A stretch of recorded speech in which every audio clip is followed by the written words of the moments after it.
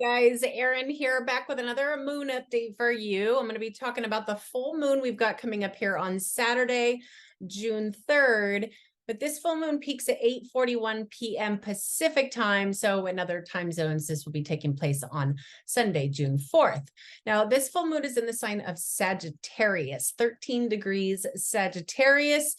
And as with any full moon, this is the peak of a growth cycle that began approximately 6 months ago when we had a new moon in the sign of Sagittarius. So with that said, this is really a time to honor our growth that is related to this sign of Sagittarius. This is also a time, as soon as this full moon starts to wane, meaning if it peaks at 8:41 p.m. Pacific time on Saturday, June 3rd, by 8:42 p.m., it's starting to get smaller, okay? The moon is starting to wane. That is the time to let go of any of this Sagittarius energy that may not be serving you. So in this recording, what I'm going to do is I'm going to break down this sign of Sagittarius for you so you know what you're working with here. I'm also going to give you a little bit of a clue on how to see specifically which area of your own life this full moon is manifesting for you. Okay. And also, do you have anything near 13 degrees Sagittarius, or maybe something near 13 degrees Gemini opposing this full moon and conjunct the sun? Or maybe you've got something trining this full moon at 13 degrees Aries or Leo. There's all kinds of things that we can look at. And by the way, when you get a reading with me, I offer you a free video recording. So you can always go back to that recording. We pull up the chart. We go through everything in your chart. Okay. So you can always go back to the recording and see where anything astrological is coming through specifically for you. Okay. Now, I'm also going to break down, I'm going to pull up the chart and we're going to see what else is going on astrologically around the time of this full moon. And I'm also going to be talking about certain parts of the body that are ruled by the sign of Sagittarius, because these parts of our body become more sensitive when the moon transits to the sign of Sagittarius. But also I'm going to be talking about some herbs to help support these parts of our body when the moon transits to the sign of Sagittarius. And I'm also going to be talking about, of course, gemstones that really resonate well with this sign of Sagittarius. What I like to do with the gemstones, every time we have a full moon, I pull out my journal, I write down the growth that I'm grateful for that I've experienced that's related to the sign the moon is transiting through. I also write down what I want to let go of. And of course, I apply this to the area of my life that this is specifically manifesting for me. And I take those gemstones that resonate well with the sign the moon's transiting through, and I put them on top of my journal. Okay. And I've been doing this for many years now, and I would not continue to be doing it if it didn't, bring me great results. So there's that. All right. So this sign of Sagittarius, this is what we call the mutable-fire sign. Now, when I say mutable, I'm talking about adaptability, which is great. This sign of Sagittarius and really the opposite sign Gemini, they can both have like popular energies because they can be both very sociable. All the mutable signs can tend to be pretty sociable, maybe not so much Pisces, but still, because they can adapt into new situations, hang out with all different types of people, be fascinated by so many different things.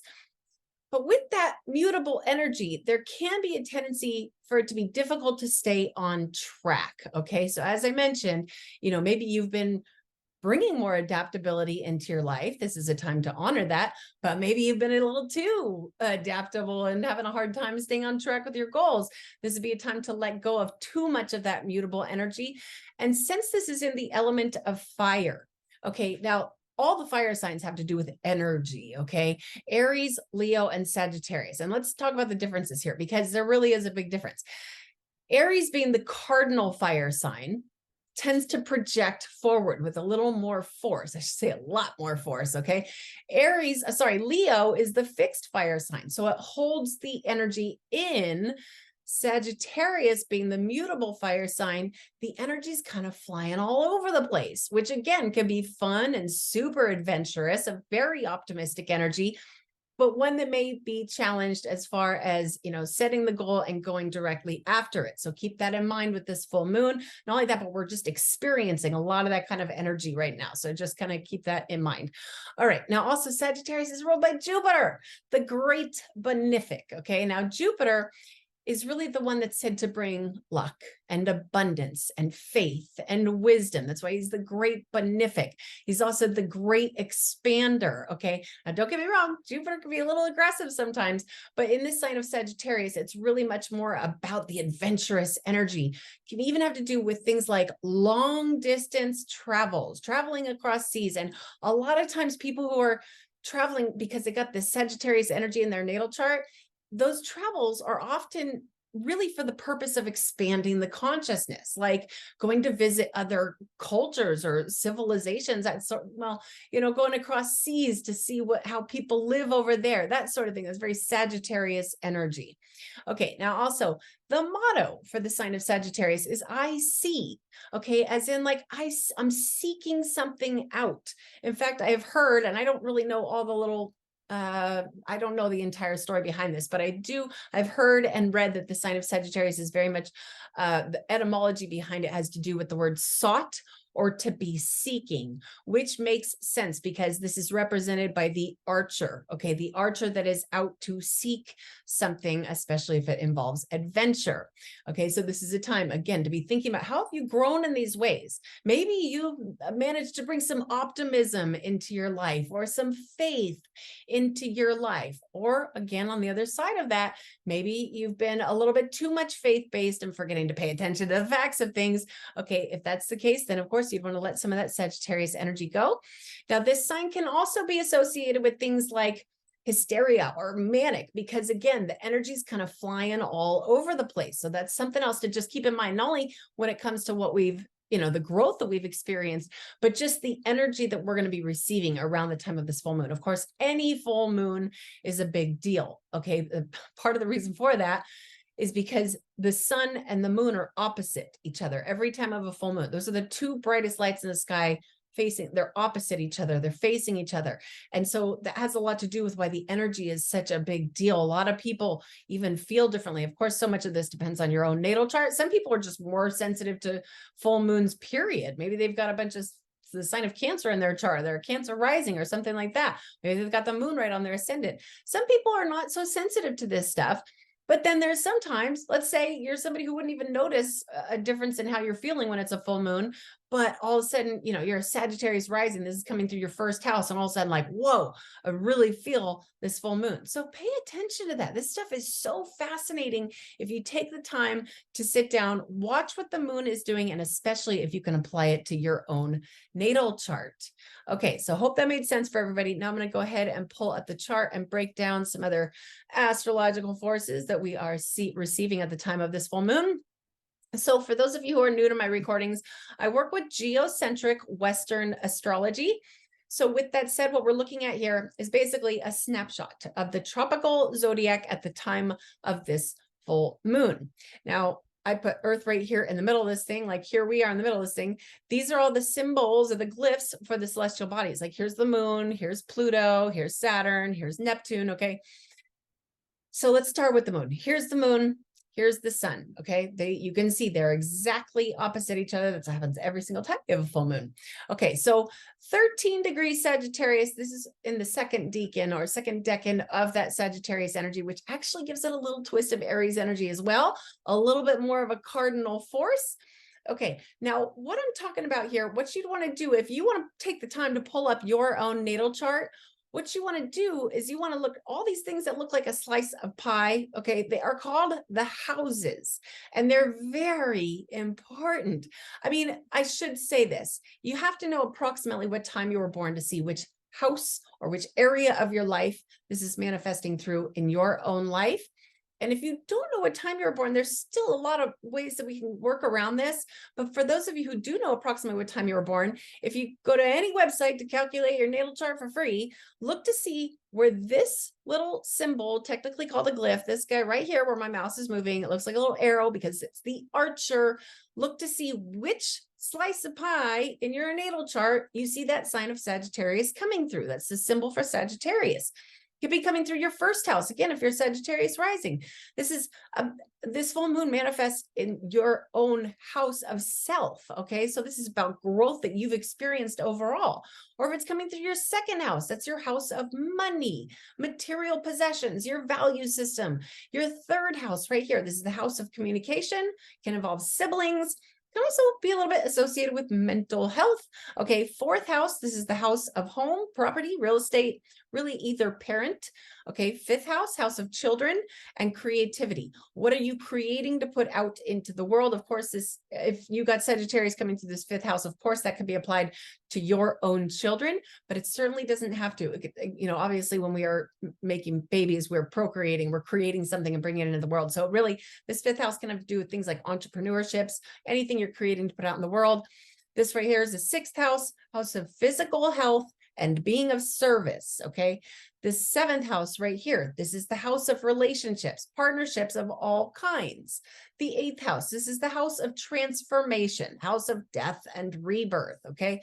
9th house, this is the house of higher learning, advanced knowledge, things that have to do with, again, expanding the consciousness. In fact, the sign of Sagittarius is the 9th sign of the zodiac. So of course it's going to be associated with the 9th house in the zodiac. Okay, 10th house. If this is coming to your 10th house, this has to do with career, status life, recognition, that sort of thing. 11th house, this would have to do with friends and things that you're trying to bring into fruition that take long-term goals. It take a lot of work, but with groups of people to make your hopes and wishes come true. That's the 11th house. 12th house, house of spiritual debt, house of karma. Okay, so look in your natal chart to see where that little symbol for the sign of Sagittarius is coming through. And of course, what I'm working with here is a software called Time Passages, which is hands down my favorite for doing this kind of astrology work. And you just, any website you use, you should be able to recognizably find that little symbol or glyph for the sign of Sagittarius. Again, look to see which house in your natal chart this is coming through. Then you can get fancy and see, do you have anything in your natal chart, your sun, your moon, your Mercury, your Mars, your Venus, anything like that in your 13 degrees Sagittarius? This is kind of a bigger deal for you than it is for somebody who doesn't have anything in the sign of Sagittarius. That's not entirely true, but it certainly can be. Okay, now another thing to mention here. Okay, so here's the sun at 13 degrees Gemini. As I said, anytime we have a full moon, the sun and the moon are exactly opposite each other in the zodiac. So by the way, happy solar return season to all of you Geminis out there. Okay, so Gemini is the mutable air sign. Okay, now we're all experiencing this sun and Gemini energy right now. Okay, the sign of Gemini has a lot to do with communication skills, and not only that, but very soon after this full moon, in fact, I believe it is on June 11th, Mercury, which is the messenger of the gods, will be joining the sun in the sign of Gemini. So that could be a really good time.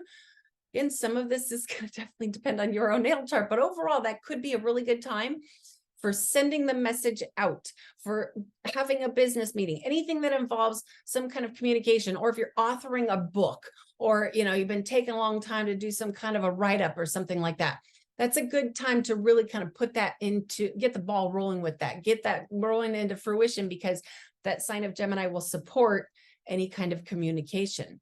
And that has to do with verbal communication or written communication, any type of communication skills. Also, a lot of people around the time of this full moon may be experiencing kind of a almost frivolous or kind of busy mind, because that sun beaming through the sign of Gemini can be, it's such a fun, excitable energy. Sign of Gemini could be like really popular and sociable and good at talking to all different types of people.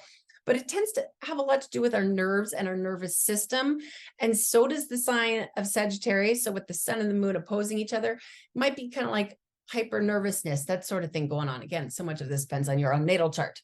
Okay, so let's talk about Jupiter for a minute here, since Jupiter is a really big key player in this full moon, because again, Jupiter rules the sign of Sagittarius. All right, so Jupiter just recently moved into Taurus.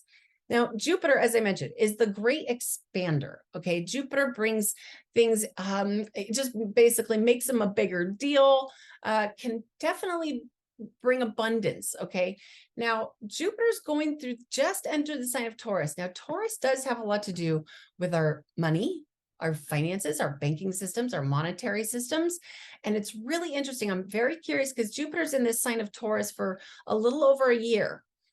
It'll be very interesting to see what happens with our monetary systems, okay? Especially if it's got to do with maybe potentially cryptocurrencies or digital currencies, especially, well, right around the time of this full moon, Jupiter is going to be right next to the North Node, And for those of you who are new to my recordings, I love the nodes. I love talking about them. I could talk about them all day. The North Node is what brings celestial energy into Earth, and seeing as though it's right next to Jupiter, kind of making this Taurus energy a bigger deal. By the way, the sign of Taurus can also be very much associated with agricultural systems.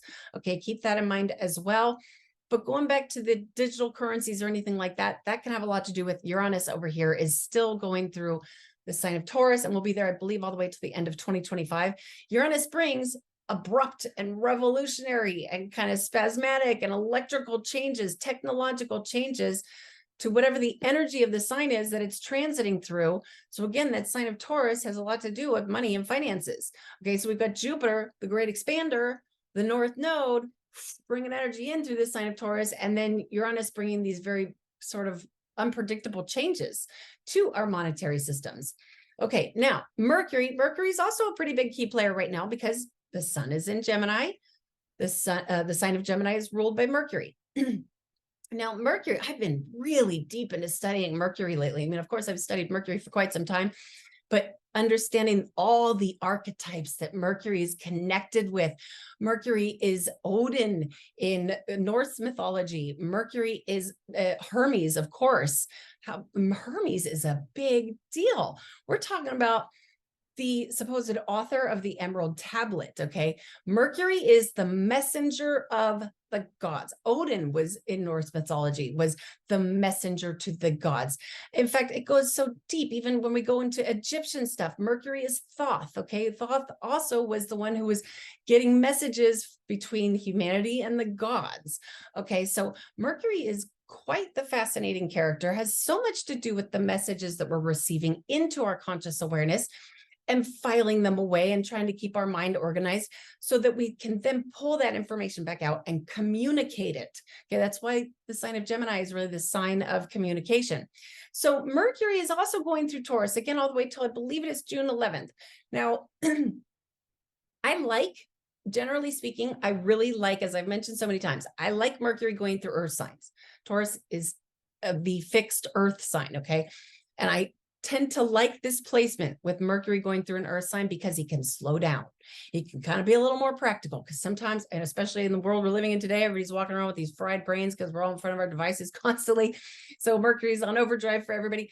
But in Taurus, generally speaking, Mercury can slow down and do things a little bit more in a steadfast way with practicality. However, at the time of this full moon, Mercury is right next to Uranus. They are very, very strongly conjunct, less than a degree away from each other. Okay, now again, Uranus brings kind of like this sort of spasmodic, electrical, kind of zappy type of energy.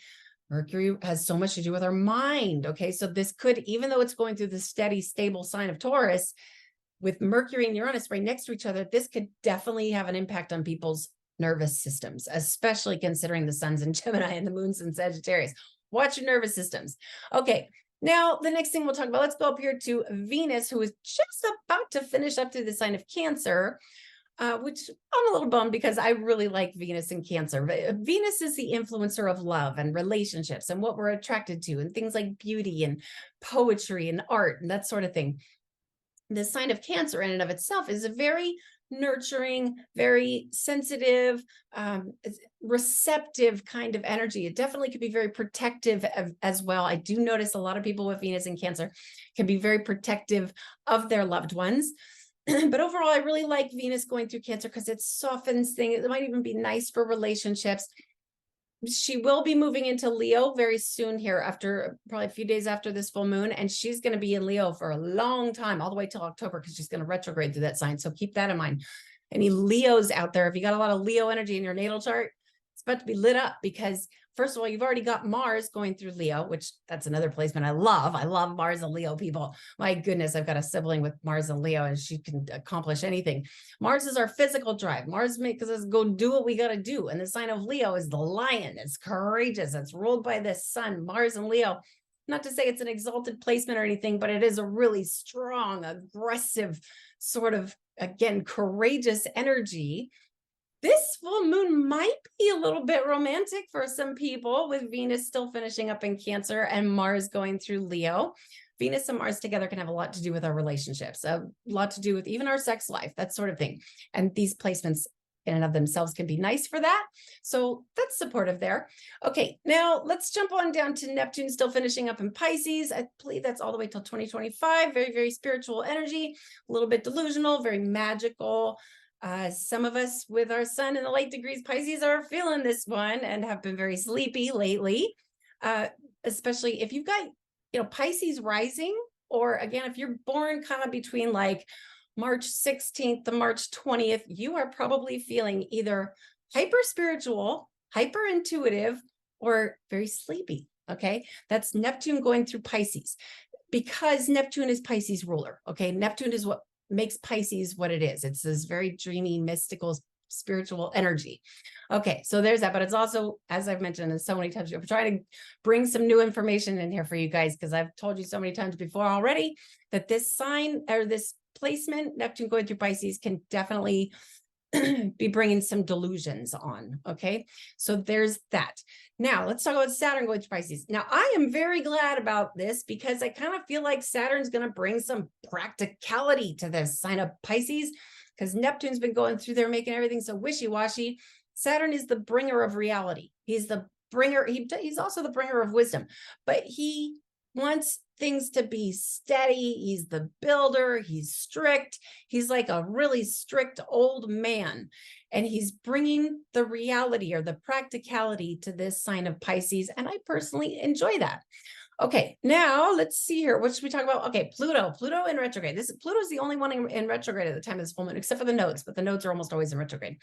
Okay, so Pluto is going to be making some really, really interesting aspects. Let's first just talk about the fact that Pluto is in retrograde, which when Pluto is in retrograde, it's very, very forceful. Okay, I like to describe, because Pluto is Hades, which is the ruler of the underworld. Pluto's aggressive.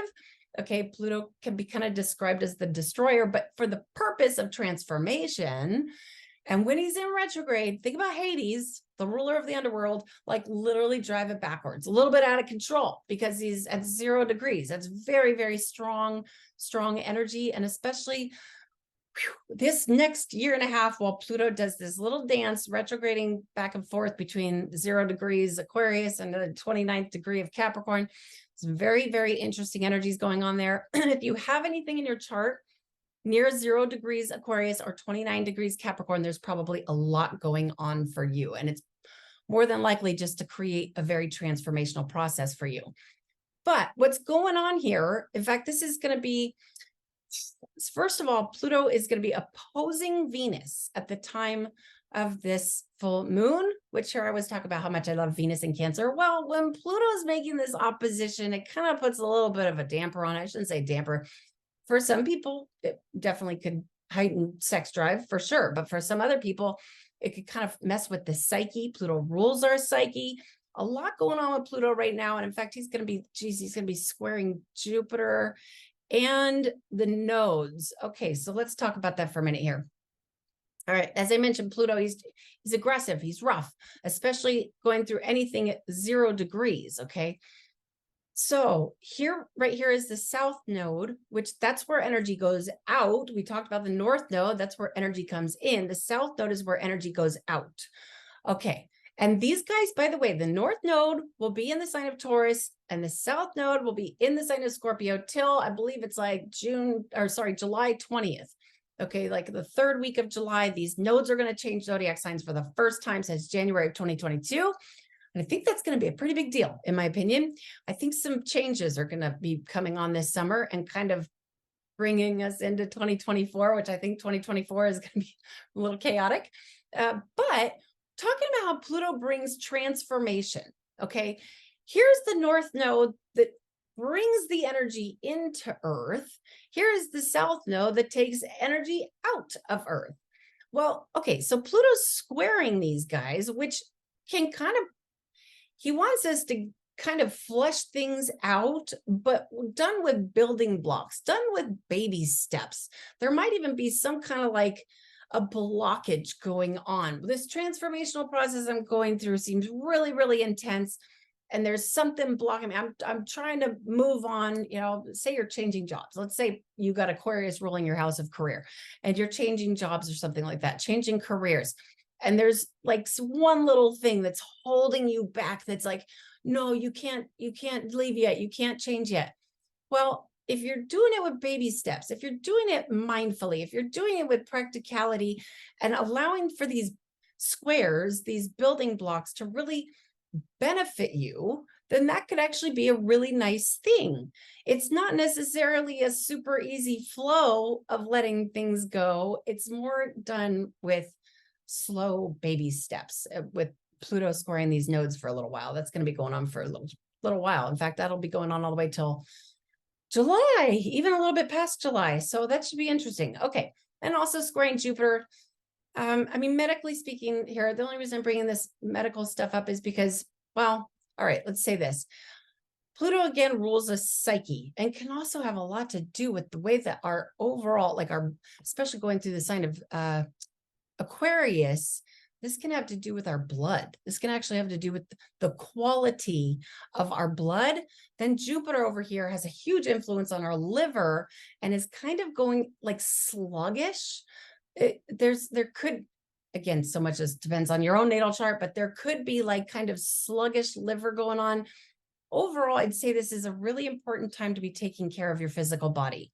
Not only that, but it's a really good time to be taking care, not just your physical body, of course, your spiritual body, all things in between, your electrical body. But the fact that these nodes are just about to change signs in a couple months, which is going to be a big deal for all of us, mentally, physically, spiritually, all of those things. But this is also a time where if we set the intention and we stick with it as far as taking care of our bodies goes, it can stick. It can stick. And there's so many reasons I'm saying that, but the biggest one is because these nodes are in fixed signs right now, squaring the one that brings the transformational process. And not only that, but for a lot of us, those of us in the Northern Hemisphere, things are warming up. Things are coming into blue. There's fruit that is getting ripe on trees. There's food growing in our gardens. Those of us who have gardens, that sort of thing. It's a really good time to be nourishing our body with things that are locally grown, things that are organic, that sort of thing. Of course, anytime's a good time to do that, but it's specifically a really good time to be doing that right now. And not only that, but if you haven't been doing that, it's a good time to sort of mutate into doing that with this mutable energy going on. It's a good time to adapt into a new kind of lifestyle with the mutable support we've got going on here.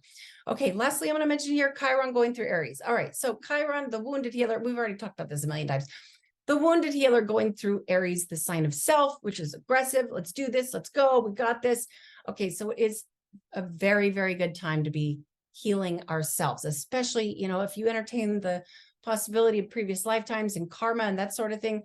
Chiron going through Aries can kind of project us out of some stuck karma.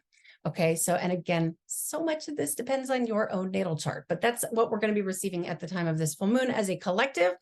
Okay, now the sign of Sagittarius really kind of rules like the hip area. Okay, the hips, the thighs, the femur, but also has a lot to do with the sciatic nerve. And again, especially because the sun is in Gemini, the moon is in Sagittarius, that has a lot to do with our nervous systems. Like I already mentioned, there might be kind of like hyperactivity going on with our nervous systems, but not only with us receiving information, but also the information going back out. Okay, basically Gemini is the one that's bringing the information in. Sagittarius is the one that's trying to put it back out. And there could be some sort of wackiness going on right there at the time of this full moon, or at least the days surrounding this full moon. So the number one thing that I would recommend, that's super gentle, and I'm not a doctor, not claiming to be a doctor, not trying to give anybody medical advice, just telling you what has helped me, what has worked for me when it comes to this kind of transit, is lemon balm. Lemon balm it can grow like weeds all over. There's certain parts of the world where a lot of places in the world where lemon balm just grows out in the wild all over the place. If you don't know about herbs, then I do recommend everybody. This is such a good time for everybody to be learning about collecting your own herbs, that sort of thing. Of course, be very careful and, follow or just have a good teacher. I'll leave it at that. But lemon balm can actually be a little bit of a sedative for the nerves. Lemon balm can be really nice. Another one that's really soothing is wild yam. Another one is blue vervain. Those are the 3 herbs that I personally would recommend for this kind of transit. And of course, again, so much of this depends on your own natal chart, but those are pretty basic herbs that are gentle for, everybody, most everybody, unless you're allergic. Of course, you got to be wise. You got to be smart when you're going about this stuff. Okay, gemstones.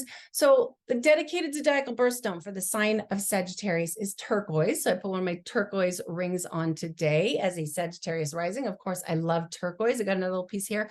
I've actually got a whole bunch of little pieces of turquoise just kind of all over the place because it's a very Sagittarius energy. It can have a lot to do with helping to foresee. As like I said, the sign of Sagittarius is all about seeing. It's I see. I seek and I see. That turquoise energy can help to foresee. Of course, the adventurer, the archer wants to know what's ahead. Well, turquoise can help with that. But another one, and not only that, but turquoise is pretty much like a stone that I can't think of a chart. Maybe I'm incorrect about this, but I feel like turquoise is a pretty safe stone for most vast majority of people because it's not overwhelming. It's not too potent. It can actually be good for the nerves overall. Turquoise is just a lovely stone. There's a reason why it's so popular. But another one I want to mention here, as some of you may already know, this is absolutely hands down my favorite stone in the gemstone world is Herkimer diamonds. Okay, they're not real diamonds. They are just a form of quartz. There's these little black things inside of there that I should have looked it up. I forgot what these little black dots are in there, but they actually provide a little protection. For those of you who've been following me for a while or just studying gemstones, clear crystal quartz, something that's super clear, is very amplifying. Okay, it can be almost too much. Like I would not recommend holding up. Do I have it here? No, I don't have it here. A piece of clear crystal quartz. Of course, I don't even want to be holding this up between myself and my computer because it could be amplifying the sort of dangerous electromagnetic field stuff that I'm receiving from these devices. But the little black stuff in there is actually said to be quite protective. Moreover, the number one reason I love these stones so much, and by the way, the best thing, they're really affordable. They're just tiny little stones.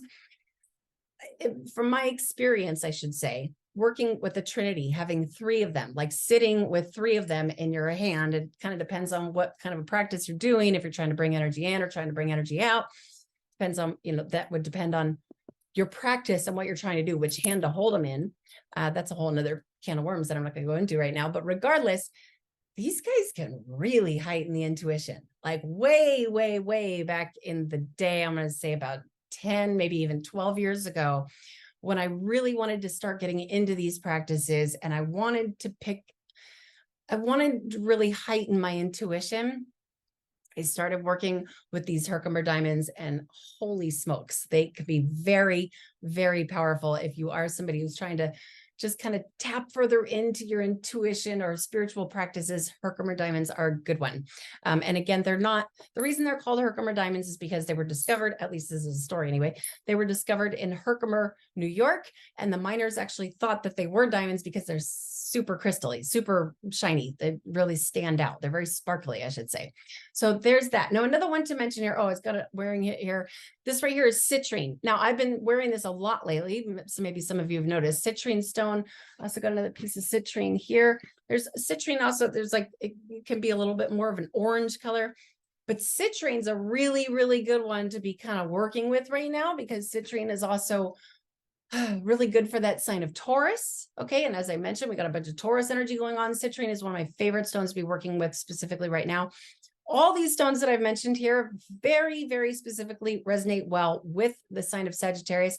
And not only that, but all these stones I think are pretty safe for everybody to use. Citrine isn't too overwhelmingly powerful. Maybe if you've got the sign of Sagittarius in your 6th or 8th house might be a little bit iffy, but regardless, overall citrine's a pretty, if anything, that one's a little more prominent, a little more powerful, and has a lot to do with kind of a yellow sapphire type of energy, but it's not quite as powerful as the yellow sapphire.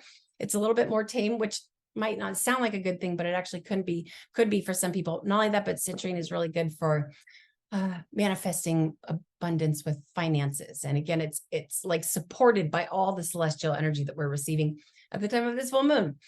Okay, so I think I will leave it that. I think I covered everything I wanted to. If you would like to schedule an astrology reading, just visit my website, erinwageastrology.com. You can schedule straight through my website. I do hope to hear from some of you. And until next time, namaste to all of you.